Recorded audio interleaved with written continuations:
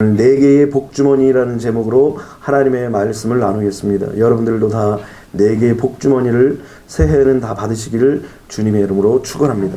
하나님의 사람들도 환경과 또 상황이 어려워지면 당황하고 또 두려움이 생길 수 있습니다. 특별히 선한 일을 하거나 아니면 더 좋은 일이 이제 일을 행할 때에 또 행복한 일, 또 더 좋은 일들이 우리에게 일어나야 되겠지만 반대 상황에 처하기도 하더라는 것입니다.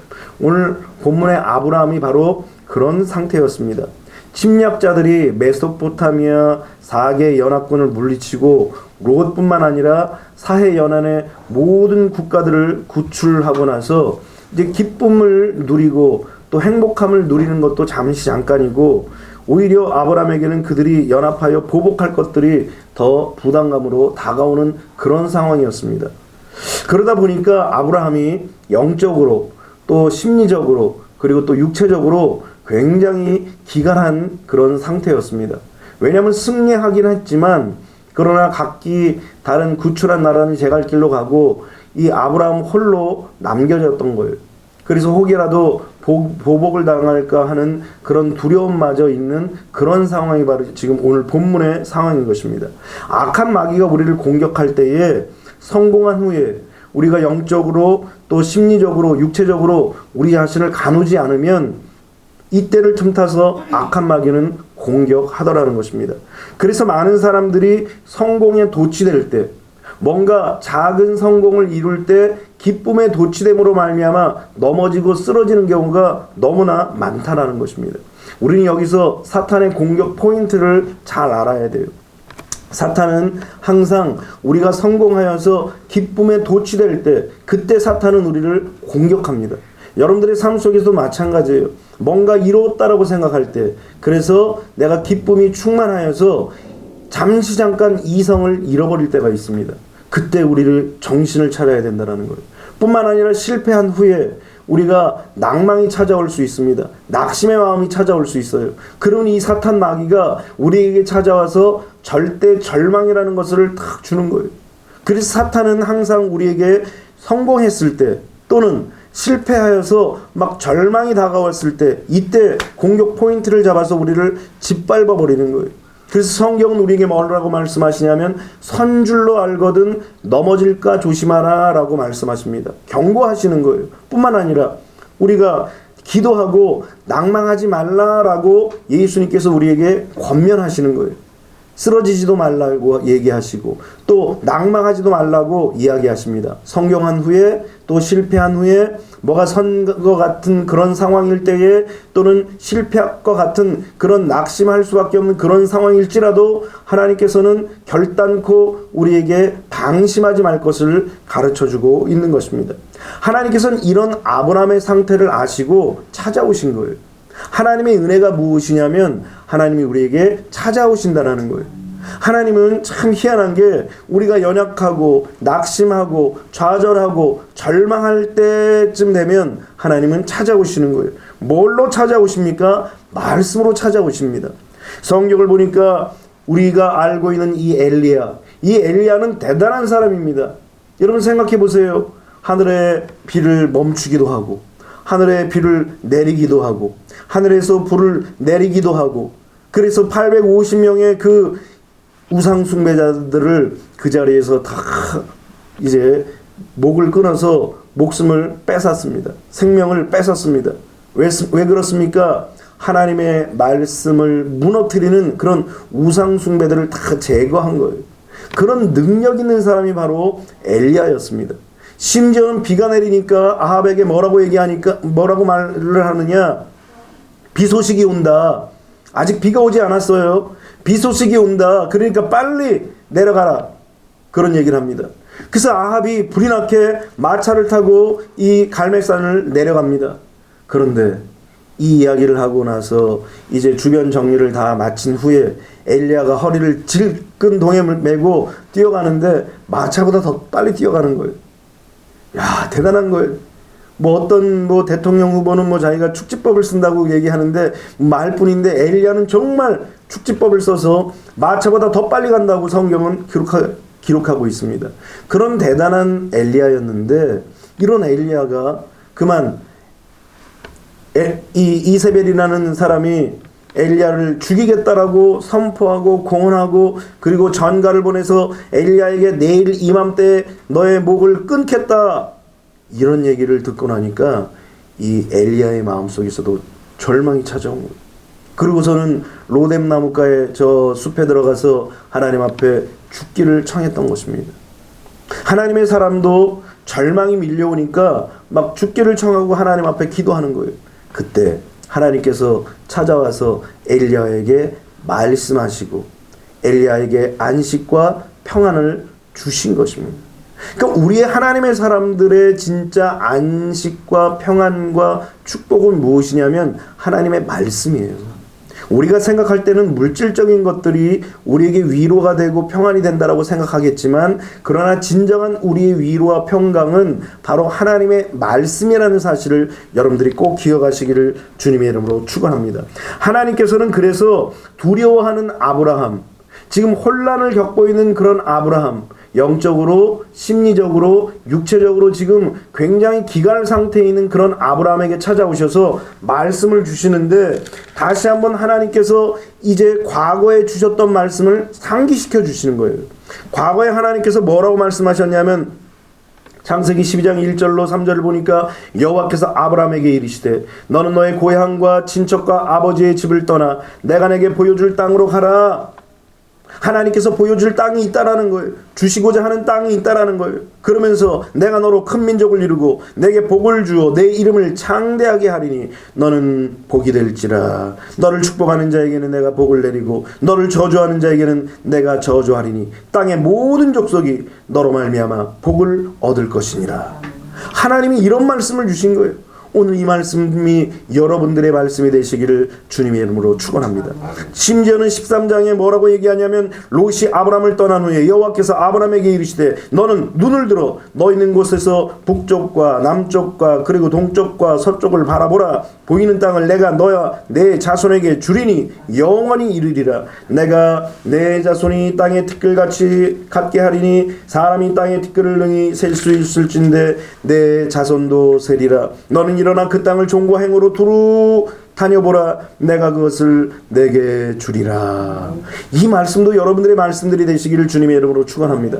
여러분 생각해 보십시오. 북쪽과 남쪽과 동쪽과 서쪽을 바라보면서 바라보는 대로 우리에게 주신다라는 거예요. 야, 이런 엄청난 축복이 어디 있습니까? 낙심하고 지금 절망하고 있는 이 아브라함에게 나타나셔서 하나님께서 내가 너에게 그렇게 약속하지 않았느냐? 내가 너에게 이런 약속의 언약의 말씀을 주지 않았느냐? 이러면서 그 약속의 말씀을 상기시켜 주시는 거예요.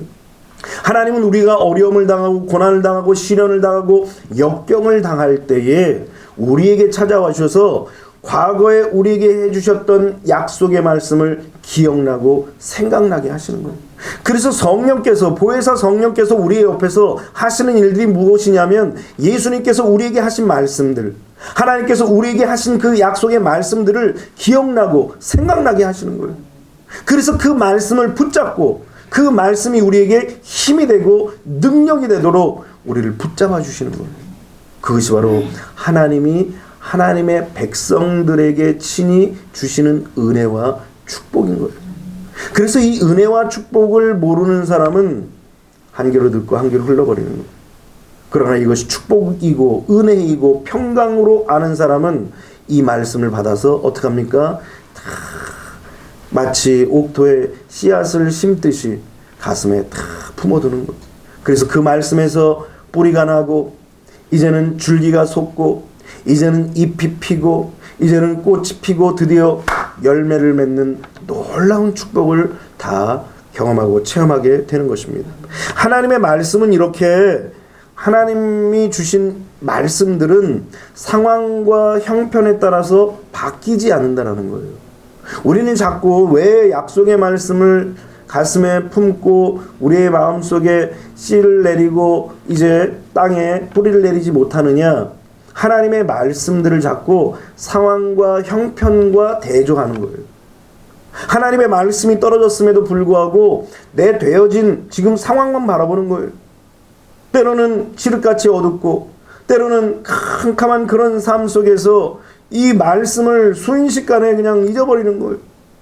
그러나 하나님의 말씀은 상황과 형편에 따라 변하는 것이 아니라는 것입니다. 단지 지금 육신적으로 그냥 내 생각으로 내 판단으로 염려하고 두려워하는 것뿐이라는 거예요. 그래서 하나님께서는 아브라함에게 또 찾아오셔서 말씀을 주시는데 이 말씀으로 4개의 복주머니를 탁 주시는 거예요. 오늘 여러분들이 힘들고 괴로움이 찾아올 때에 그때 이 주머니를 딱 펼쳐보십시오. 과거에 삼국지에 보면은 이 조자룡에게 제갈공명이 2개의 비단 주머니를 주잖아요. 그러면서 위급할 때 하나씩 펴보라는 거예요. 오늘 그 비단 주머니는 아무 소용이 없어요. 그래도 조자룡은 죽을 수밖에 없고 패할 수밖에 없는 거예요. 그러나 하나님의 말씀이 주신 이 복주머니, 이 복주머니는 결단코 패하지도 아니하고 결단코 쇠하지도 아니하고 결단코 망하지 않는 놀라운 축복의 주머니라는 사실을 믿으시기를 주님의 이름으로 축원합니다. 이 4개의 복주머니를 여러분들이 소유하게 되시기를 주님의 이름으로 축원합니다. 첫 번째 복주머니가 뭐냐면 보호라는 주머니입니다. 하나님은 당신 자신을 아브라함의 방패라고 하시면서 완전한 보호자가 될 것을 주님이 말씀하신 것입니다. 사실 이 방패라는 것은 무엇입니까? 적들이 우리에게 끊임없이 공격해 올 때에 우리를 지키고 보호하는 방어용 무기가 바로 방패예요. 그런데 하나님께서 이 세파에 몰려오는 수많은 시련과 역경과 공격과 어려움들을 아브라함으로부터 지켜주시고 보호하시겠다라고 말씀하시면서 하나님이 방패가 되어주신다라고 말씀하시는 것입니다.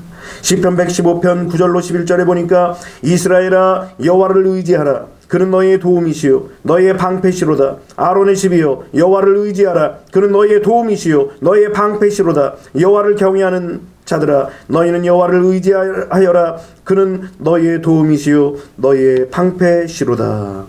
하나님께서는 하나님의 백성들에게 또 하나님을 경외하는 자들에게 방패가 되어주신다고 말씀하시는데 오늘 보니까 3번이나 얘기하셨어요. 2번 말씀하실 때는 확실한 믿음과 또 견고한 믿음, 흔들리지 않는 믿음으로 2번을 말씀하시는데 3번을 말씀하시면서 완벽하게 보호하실 것을 약속하신 거예요. 여러분 하나님의 백성들, 하나님을 경외하는 자들에게 있어서 하나님은 그들을 보호하시고 지키신다는 이 사실을 믿으시기를 주님의 이름으로 축원합니다. 중요한 건 뭐예요? 절대적으로 우리가 하나님을 의지해야 한다는 거예요. 절대적으로 하나님을 신뢰해야 한다는 거예요. 그러면 하나님은 보호하신다는 것입니다. 사실 이스라엘 백성들이 출애굽을 할 때도요. 여러분들 사실 대책 없이 떠났습니다. 뭔 대책을 갖고 너희들이 지금 출애굽을 하고 어디로 가서 무엇을 하고 어떻게 대비하고 위기가 찾아오면 어떻게 이 방비를 하고 이런 이야기들을 전혀 하지 않으셨어요. 그냥 대책 없이 떠나라. 이 밤에 짐 싸갖고 떠나라. 그렇게 말씀하시는 거예요. 이스라엘 백성들이 하는 것은 그저 믿고 따라가는 거예요. 여러분 순종이라는 것은 무엇입니까? 하나님 앞에 우리가 순종할 때에 대책 없이 순종하는 거예요. 뭔가 내 생각과 이론으로 판단하면서 이게 가능한지, 이게 불가능한지, 이게 성취가 될 일인지, 이게 성취가 안 될 일인지 머릿속으로 계산하면서 순종하는 것은 순종이 아니에요. 그래서 성경은 모든 이론을 파하고 하나님을 아는 것을 대적하여 높아진 것을 파하고 내 생각을 그리스도께 사로잡아서 복종시키라고 말씀하시는 거예요. 순종이라는 것은 바로 내가 계산 없이 내 대책 없이 내 방비책 없이 하나님이 말씀하시면 그때 따라가는 것이 바로 순종이라는 거예요. 여러분 오병이어의 기적을 보십시오. 예수님께서 너희들이 이 모여있는 자들에게 다 먹을 것을 줘라. 남자만 5,000명이 모였습니다. 남자만 5,000명이. 남자만 5,000명이 모였는데 어디 가면은 남자가 더 많아요? 여자가 더 많아요? 여자가 더 많아요. 그러니까 사람들은 그렇게 생각합니다. 많은 신학자들이 거의 한 2만 명은 되지 않았을까 그런 생각을 합니다. 어쨌든 남자만 5,000명이 모여있는 그 자리에 예수님이 먹을 것을 주라고 하시니까 빌립이 머리가 좋은 것 같아요. 계산합니다. 예수님 200데나리온이 있어도 떡을 이 사람을 배불리 먹을 수도 없고 200데나리온을 사서 떡을 만들어낼 빵집도 없습니다 라고 얘기하는 거예요. 뭐예요? 머릿속으로 다 계산한 거예요. 이걸 내가 할 수 있나 없나, 이걸 내가 따라갈 수 있나 없나, 이걸 머릿속으로부터 먼저 계산을 팍 하는 거예요. 그런데 반면에 안드레는 어떻습니까? 안드레는 이 어린아이가 주머니에 빵 몇 조각 있는 것을 가지고 보고 그 아이를 예수님께 데려오는 것입니다. 그리고서는 예수님, 이 아이가 먹으려고 빵 5개 하고 물고기 2마리가 있는데 이걸로 뭔가 하실 수 있으면 하십시오. 그러면서 예수님 앞에 딱 드리는 거예요. 예수님이 그 오병이어를 가지고 축사하시고 또 하나님 앞에 감사의 기도를 드리고 나서 각 사람에게 모인 수대로 모여서 나눠줘라. 그러고 나눠줬는데 사람들이 배불리 먹고 12광주리가 남았다라고 성경은 우리에게 기록하고 있는 것입니다. 이 기적의 역사가 나타난 배경이 무엇입니까? 대책 없이, 방비책 없이, 계산 없이 순종하는 안드레의 순종을 통하여서 놀라운 하나님의 역사를 보여주신 것입니다. 그러니까 하나님의 말씀을 우리가 따라갈 때에 벌써 계산하면 벌써 하나님은 딱 제쳐놓는 거예요. 빌립을 볼 때 하나님께서는 더 이상 빌립에 대해서 이야기하지 않아요. 그 사건에 대해서. 왜? 머릿속으로 계산하고 내 생각과 내 이론으로, 내 판단으로, 내 경험으로 하나님의 말씀을 그 잣대로 대보는 그런 사람을 하나님께서는 그 순간에는 쓸 수가 없는 거예요. 단순히 그냥 온전한 마음으로 주님의 말씀을 믿고 그저 이것이라도 하나님 앞에 쓰임받기를 원하는 그런 순종하는 안드레를 통하여서 하나님께서는 그 시간, 그 장소에서 기적의 역사를 이루신 것입니다. 그래서 하나님의 말씀은 누구를 통하여 일어나냐면 순종을 통하여서 일어나는 것입니다. 이스라엘 백성들도 마찬가지예요. 대책 없이 애굽을 떠났습니다. 나가자마자 뭐 만났어요? 홍해를 만났습니다. 나가자마자 목마름도 배고픔도 경험을 하게 됩니다. 또 심지어는 광야의 그 뜨거운 태양볕에 이제는 막 죽을 것 같은 그런 위기도 찾아옵니다. 그런데 결코 그러한 것들이 그들을 망하게 하지 않았더라는 것. 오히려 순종한 그들을 위해서 하나님께서 그들을 위해서 방패가 되어 주셨어요. 낮에 해는 구름으로 가리고 밤에 추위는 불기둥으로 가리고 또 배고플 때는 만나를 내리시고 목마를 때는 반석을 쳐서 물이 흐르게 하시고, 그러니까 하나님의 놀라운 은혜는 순종하며 따라가는 주의 백성들에게 하나님은 친히 방패가 되어 주신다는 거예요. 여러분들의 인생도 마찬가지라는 거예요. 우리 하나님께서 살아계시다는 사실을 믿고 그 살아계신 하나님이 나를 사랑하신다는 믿음을 갖고, 나를 사랑하시는 하나님은 무능력한 하나님이 아니에요. 능력이 많으신 하나님이십니다. 그 하나님 앞에 온전히 순종하고 의지하고 주님을 따라가면 주님은 우리의 삶 속에서 방패가 되어주신다는 거예요. 이 방패가 되어주신다는 얘기는 뭐예요? 보호하신다는 얘기인데, 보호하신다는 것은 두 가지 의미가 있어요. 뭐냐면 생각지 못하는 커다란 어려움이 있을 거라는 거예요. 여러분, 성의 문을 열기 위해서 전쟁이 벌어질 때에 다 병사들이 방패를 가지고 갑니다. 왜 그래요? 뜻하지 않는 불화살 공격이나 아니면 뭐 별의별 걸 다 던질 수 있는 그런 위험이 있기 때문에 방패를 들고 가는 것처럼, 하나님께서 방패가 되어주신다는 것은 뜻하지 않고 생각지 않은 위기가 반드시 찾아올 것이라는 거예요. 그래서 그것을 대비하는 마음으로 하나님께서는 방패가 되어주셔서 보호하신다고 하신 것입니다. 뿐만 아니라 그럼에도 불구하고 두 번째는 지키시겠다라는 거예요. 아무리 큰 위험과 아무리 큰 공격이 다가올지라도 하나님께서 보호하시겠다라고 말씀하신 것은 지키시겠다라는 거예요. 그러니까 그 방패를 의지하고 그 방패를 의뢰하면 반드시 우리는 그 위기와 어려움 속에서 건져지게 된다는 사실을 믿으시기를 주님의 이름으로 믿으시길 바랍니다. 하나님의 자녀들에게도 인생을 살다 보면 어려움이 찾아올 수 있어요. 시련이 찾아올 수 있습니다. 고난이 찾아올 수 있습니다. 여러분 생각해 보십시오. 악한 마귀가 세상의 권세를 가지고 막 가시와 엉겅퀴를 가지고 막 던지고 여기저기 뿌려놓는데 아니 사람이 뭐 별 수 있습니까? 길 가다가 가시에 찔리고 가다가 엉겅퀴에 걸려 넘어지고 쓰러지는 것은 당연한 일이에요. 어려움이 오는 것은 당연한 일이라는 것입니다. 그런데 중요한 것은 무엇이냐? 어려운 일들이 우리에게 닥칠지라도 하나님께서 그런 험악한 상황 속에서 보호하시고 지키시겠다는 것. 이것이 중요한 거예요. 이것이. 어떤 어려움이 닥쳐도 여러분들을 지키시고 보호하신다는 사실을 믿고 오늘 이것에 위로를 받고 용기를 얻게 되시기를 주님의 이름으로 축원합니다. 두 번째는 하나님이 우리에게 어떤 주머니를 주시냐면 상급이라는 주머니를 주시는 거예요.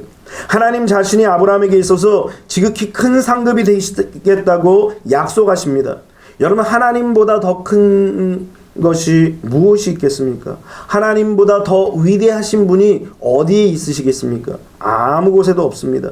하나님은 최고의 상급을 약속하신 거예요. 이 말은 우리가 영적이면서 동시에 물질적인 것이 같이 동반되는 거예요. 왜냐하면 하나님께서 뭐라고 얘기합니까? 금도 내 것이요, 은도 내 것이요, 세상의 모든 것이 다 내 것이다 라고 말씀하십니다. 하나님이 모든 것들을 소유하고 계신 창조주 하나님이신데 그 하나님이 내가 너의 상급이다 라고 말씀하시는 것은 세상의 모든 것들을 다 주신다는 거예요. 그러니까 얼마나 위대한 축복과 은혜인 것입니까? 그것이 바로 하나님의 놀라운 축복과 은혜인 것입니다. 하나님이 아브라함에게 그렇게 상급이 되시겠다라는 거예요. 영적으로 또 물질적인 것으로도 하나님께서 채워주시겠다는 약속의 말씀인 것입니다. 그래서 우리가 문제가 생기고 어려움에 빠졌을 때에 문제 해결을 위해서 급급하지 마세요. 그렇게 하면 안 돼요. 왜? 하나님 앞에서 우리가 문제 해결을 받기 위해서 문제에 급급하다 보면 하나님과의 관계를 자꾸 잊어버리는 거예요. 그러니까 문제가 생기면 여러분들이 하나님과 나와의 관계를 다시 돌아보는 거예요. 내가 지금 하나님과 나와의 관계가 끊어지지는 않았나? 아니면 너무 멀리 있지 않았나? 아니면 가까이 있는 듯 하지만 내가 돌아서 있지는 않는가? 하나님과의 우리와의 관계를 다시 돌아봐야 한다는 것입니다. 우리 생각에는 어떻습니까? 당장 문제 해결을 받는 것이 먼저라고 생각을 하는데 하나님의 생각은 달라요. 하나님은 문제 해결보다 하나님과 우리와의 관계가 회복되는 것을 더 중요하게 생각한다는 거예요. 여러분, 우리가 발을 동동 구르는데 하나님은 느긋하게 날 사랑하냐? 지금 하나님, 지금 이게 지금 먹고 사는 문제가 내가 큰데, 하나님 내가 이 살고 죽는 문제가 이거 큰데, 이거 하나님 나를 사랑하냐고 물어보시면은 내가 어떡합니까? 이 문제부터 해결해 달라고. 그렇게 우리가 하나님 앞에 기도할 때가 있지만, 그러나 하나님은 하나님과의 관계 회복이 더 먼저라는 거예요. 왜냐하면 하나님과의 관계가 회복되면 문제는 더 이상 문제가 아니라는 거예요. 우리가 생각할 때 그 문제는 너무나 크고 너무나 중하고 너무나 무겁다라고 생각하지만 그러나 하나님이 보실 때는 그 문제는 아무것도 아니라는 거예요. 하나님과 관계만 회복되면 그 문제는 순식간에 해결되고 응답되는 거예요. 그러므로 만일 우리가 문제가 생기고 어려움에 빠지고 위기에 처했을 때 이때 하나님과의 관계부터 돌아보시기를 주님의 이름으로 축원합니다.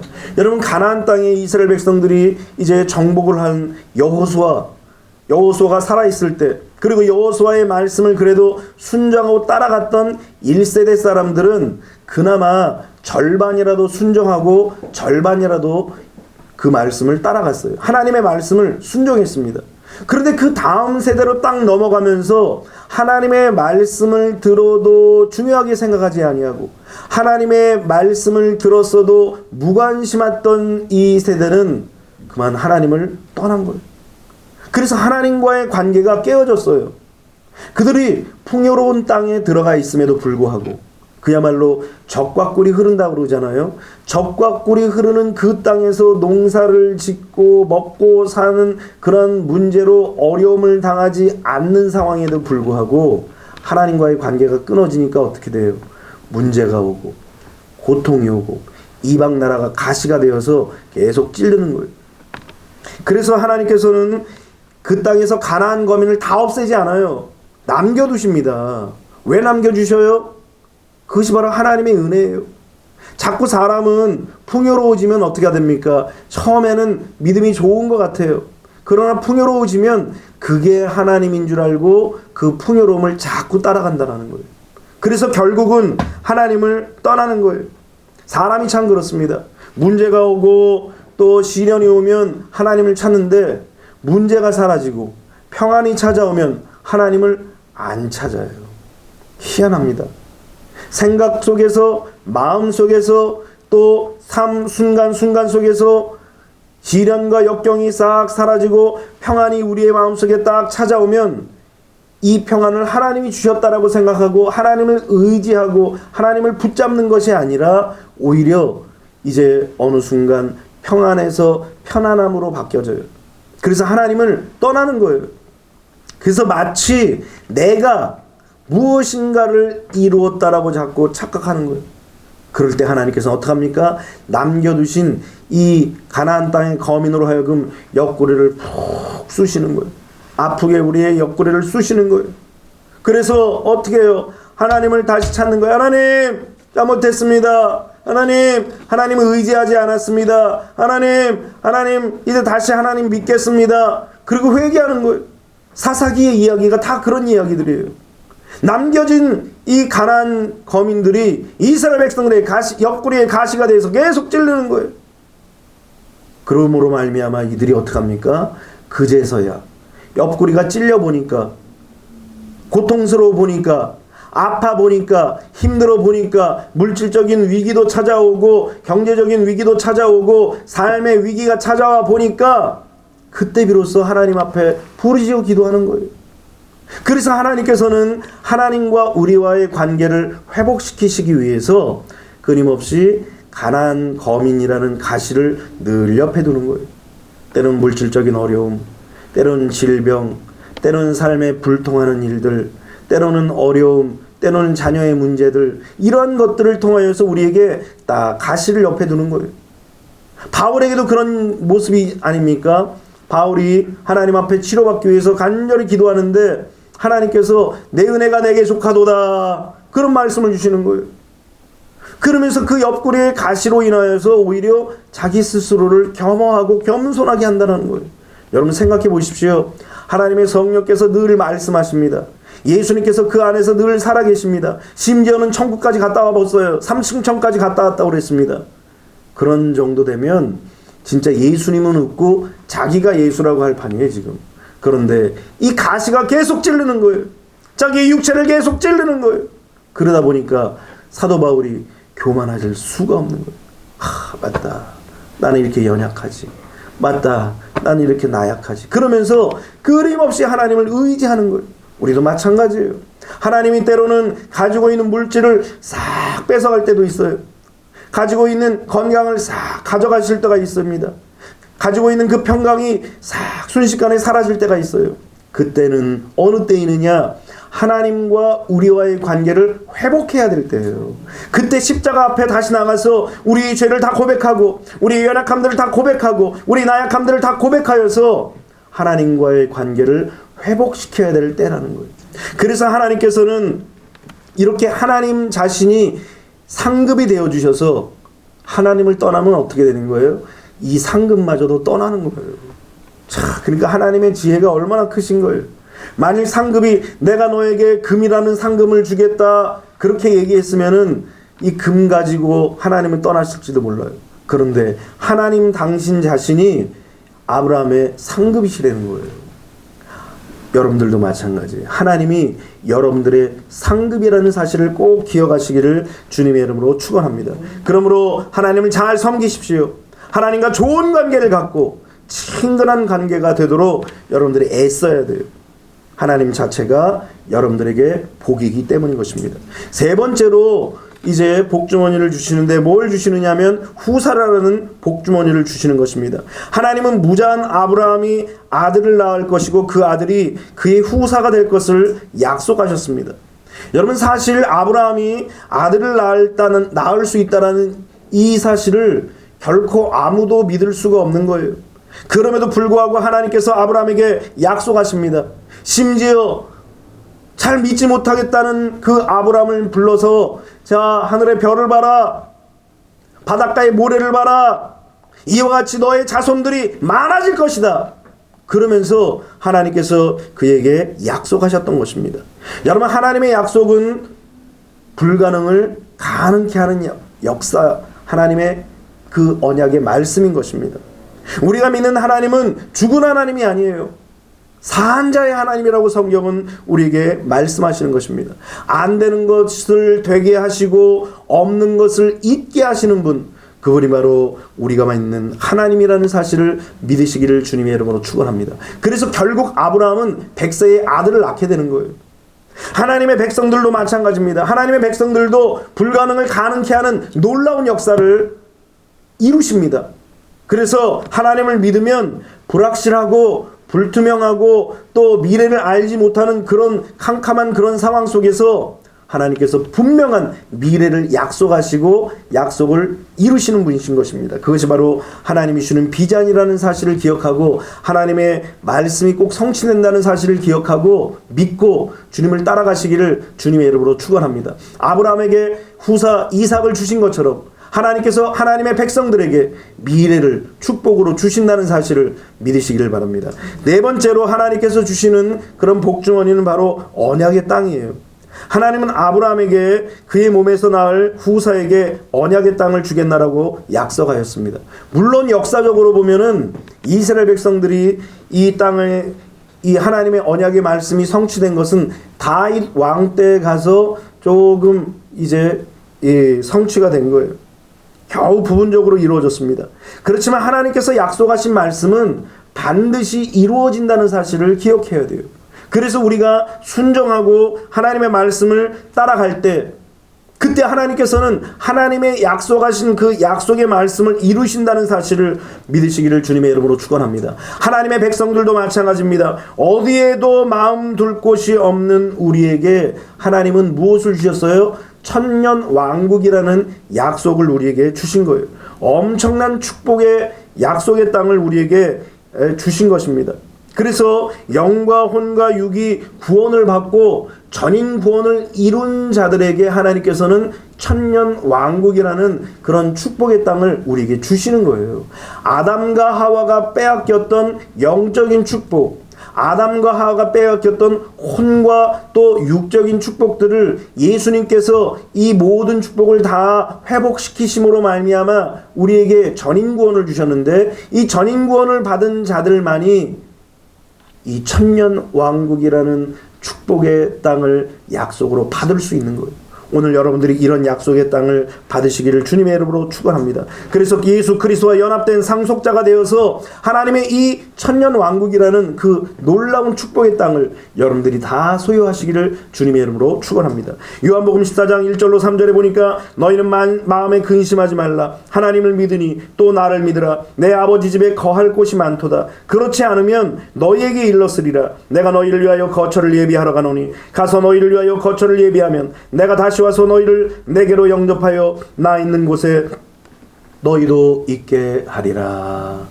하나님께서는, 우리 예수님께서는 이런 놀라운 축복과 은혜를 하나님을 끝까지 믿는 자, 예수님이 우리의 구세주임을 끝까지 믿는 자들에게 이런 놀라운 은혜와 축복을 주신다는 사실인 것입니다. 이런 축복을 받을 수 있는 자격이 뭐라고요? 바로 믿음인 것입니다. 오늘 6절 말씀을 보니까 아브라함이 여호와를 믿으니 여호와께서 이를 그의 의로 여기시고 말씀하십니다. 여기서 말씀하시는 이 믿음이라는 것이 무엇이냐면 히브리어로 아만이라고 얘기하는데, 이 아만이라는 말은 세우다, 또 신뢰하다, 이런 뜻이에요. 그러니까 자신을 끝까지 믿고 의지하는 사람을 하나님께서는 굳건하게 세워주시는 거예요. 의롭게 여기신다라는 것입니다. 참된 신앙이라는 것이 무엇이냐면 환경이 좋냐 나쁘냐 이것에 관계되지 않는다라는 거예요. 참된 믿음이라는 것은 무엇이냐? 환경에 관계없이, 조건 없이 모든 것의 주권자 되신 하나님을 믿고 또 그 하나님이 하신 말씀들을 믿는 것, 이것이 바로 참된 신앙이에요. 그래서 우리가 하나님의 말씀을 이렇게 듣는 이유가 무엇입니까? 하나님의 말씀을 들음으로 말미암아 그 말씀을 믿고 그 말씀을 하신 하나님을 믿기 위해서 이렇게 예배를 통하여서 말씀을 듣는 거예요. 그래서 여러분들이 참된 신앙을 갖게 되는 것입니다. 여러분, 사실 아브라함의 입장에서는 눈에도 안 보이고 귀에도 안 들리고 손에도 안 잡혀서 막 답답하죠. 뭔가 좀 이루어지기를 소원하는 그 마음이 뭐 얼마나 크지 않겠습니까? 그런데 아브라함은 되어지는 상황을 본 것이 아니라 하나님의 말씀이 들려지니까 그 말씀을 붙잡은 거예요. 그 말씀을 믿었던 거예요. 하나님이 그것을 의로 여기셨다라는 것입니다. 아브라함이 하나님의 약속의 말씀을 믿고 또 하나님을 믿음으로 말미암아 하나님은 어떻게 하셨어요? 그를 의롭게 여기셨다라는 거예요. 마치 한 번도 죄를 짓지 않는 사람처럼 아브라함을 그렇게 여기셨다라는 거예요. 그리고서는 의인이 드리는 제사를 기뻐 받으시면서 아브라함이 드리는 제물을 가지고 친히 계약을 이루셨는데, 이 하나님의 계약은 쌍방 계약이 아니에요. 일방적인 계약이에요. 그것을 편무계약이라고 얘기하는데, 하나님이 하신 이 계약은 우리가 하나님과 계약하는 것이 아니라 하나님이 친히 하나님 스스로가 우리에게 계약하신 거예요. 여러분, 사실 인간은 계약할 수 있는 입장이 아니에요. 피조물이 어떻게 창조주하고 계약을 할 수 있겠어요? 계약할 수 있는 입장이 아닙니다. 뿐만 아니라 우리는 죄인이기 때문에 하나님 앞에서 절대로 하나님과 계약을 할 수가 없는 거예요. 그래서 하나님께서 일방적으로 언약을 하시는데, 오늘 성경을 보니까 피의 언약을 하십니다. 17절 말씀을 보니까 해가 져서 어두울 때에 연기나는 화로가 보이며 타는 횃불이 쪼갠 고기 사이로 지나더라 그랬습니다. 고대의 그 약속은 바로 이와 같았어요. 짐승을 쪼갠 다음에 그 사이에 계약자들이 함께 걸어가는 거예요. 그래서 만일 계약을 어기는 자에게는 이와 같이 짐승처럼 쪼개질 것이다라는 그런 피의 언약이에요. 하나님께서 이 아브라함과 계약하실 때 스스로 아브라함과 함께 손을 잡고 지나간 것이 아니라 스스로 불꽃이 타는 모습으로 이 제물 사이를 지나가신 거예요. 그래서 친히 하나님께서 변치 않는 언약, 피의 언약을 아브라함과 맺으신 것입니다. 이 피의 언약이 바로 예수 그리스도의 십자가의 모형이라는 거예요. 예수님께서도 이제 십자가에서 죽으심으로 말미암아 피의 언약을 하나님께서 하신 거예요. 예수 그리스도 당신이, 하나님이신 당신 자신이 십자가에서 자기의 몸을 다 갈기갈기 찢어서 피를 흘리심으로 말미암아 피의 언약을 하신 거예요. 그래서 이 예수 그리스도를 믿는 자는, 이 예수 그리스도를 믿는 누구든지 어떤 죄에서 어떤 연약함에서도 자유함을 얻고 또 구원함을 얻게 하셨다는 그런 놀라운 피의 언약을 하나님께서 하셨던 것입니다. 그러니까 어떤 죄인도 예수님을 믿으면, 예수님의 피를 믿으면, 그 피를 의지하면 모든 죄에서 사함받을 수가 있다라는 거예요. 그래서 십자가에서 하나님께서는 하나님의 공의와 하나님의 사랑을 완전히 이루신 거예요. 오늘 그 십자가의 그 은혜와 사랑을 여러분들이 기억하시기를 주님의 이름으로 축원합니다. 그 십자가의 은혜와 사랑을 믿으시기를 주님의 이름으로 축원합니다. 오늘 죄사함을 받은 자는 이제는 거듭남으로 영의 구원을 받고 성령 세례를 받아서 우리의 혼의 구원과 그리고 성령 충만을 통해서 우리의 육의 구원에 이르는 전인 구원을 비로소 이루게 되는 거예요. 이 놀라운 축복과 은혜를 아브라함이 경험한 거예요. 뭘로요? 믿음으로. 믿음으로 말미암아 이 놀라운 축복과 은혜를 경험한 것입니다. 오늘 우리도 마찬가지예요. 믿음으로 말미암아 하나님의 놀라운 은혜와 축복과 은총을 체험할 수 있는 것입니다. 예수님께서 십자가에서 그렇게 약속하셨어요.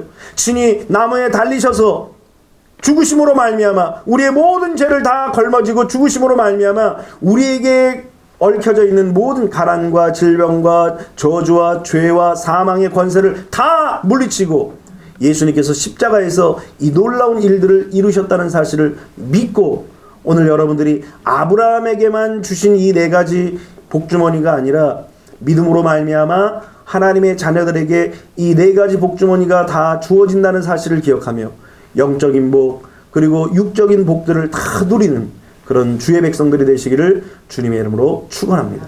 기도하겠습니다.